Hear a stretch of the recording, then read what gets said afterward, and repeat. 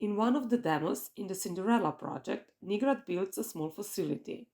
The demo building, with a square footage of approximately 120 square meters, shows the possibility of using construction and demolition waste also in the construction of buildings. In the final phase, the facility will be used as a laboratory for tests of processed secondary raw materials.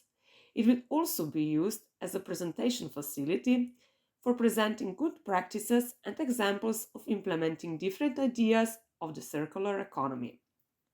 The foundation is made as a 50 centimeter thick monolithic slab made of recycled concrete, laid on the top of previously implemented waterproofing and a 20 centimeter thick heat isolating layer.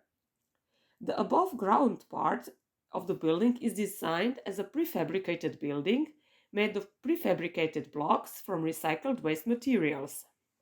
Recipes for individual mixtures of recycled materials were made by the project partner ZAG, which is Slovenian National Building and Civil Engineering Institute, based on laboratory test samples and based on that on laboratory-made mixtures. The upper part of the building represents the reuse of materials from the selective demolition of an outbuilding. It is made in a prefabricated version from reused constructive wooden elements like columns and pylons, and the roof is covered with reusable brick roof tiles.